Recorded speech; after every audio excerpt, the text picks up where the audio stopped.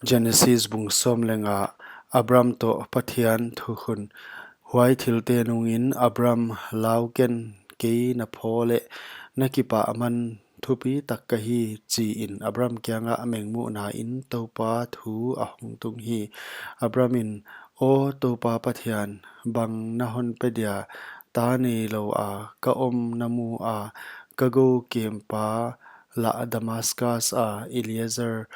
ahingal a achi hi Abram ma in ngai in chi la na hon swa saki a enin ka in a piang pen ma ka go lo apa hung hiding a hi achi hi ngai in huai mi na go lo ading a hi ke nang ma gela hong ga ading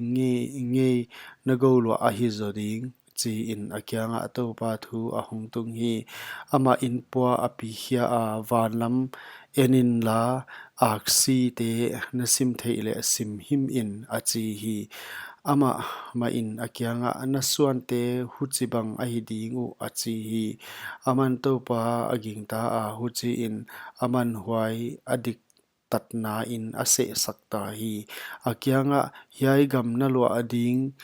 a hon pe ding a kaldai te khwa ur a kipan hon pe hia topa ka hi achi hi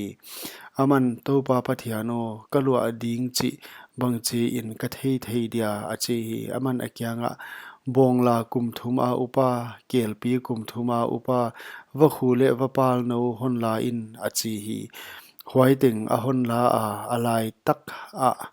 a phel khap chiat a phel khat lam do in a koi chiat a vasa table a phel khap ke hi sasial ne vasa ten salwang te tung abo suk chiangun Abram in anahol khezel hi nitum ding a akisak lai in Abram ai imu hit hi nga in amial thil mulkim huai pet mai in ama ahon khu hi Yai thil te nung in Abram pathianin Abram kyanga naswan te amao gam hilo a mikhwalin a om ding wa ana u asep sak ding u chi tel takin thei in kumzali sung hi gen thei in a om ding u na ana u asep sak nam u kawai hom khum ding hi huai hit chiang in thil tam pi nei in a hong pai kheding u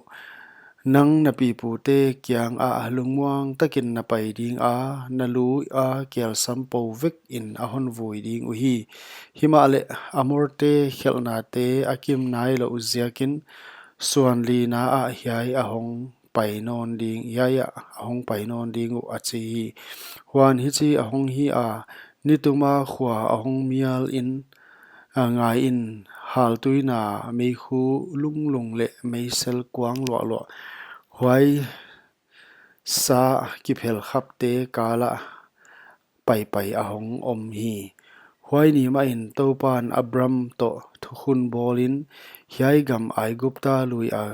kipan lui lian Euphrates lui pi pha in naswan te kyang a kapeta achi hi kente kenis te katmon te hit te paris te rafa te amor te kanan te girgas te le jabus te to leng kapelai hi chi in Abram to thu a khungta hi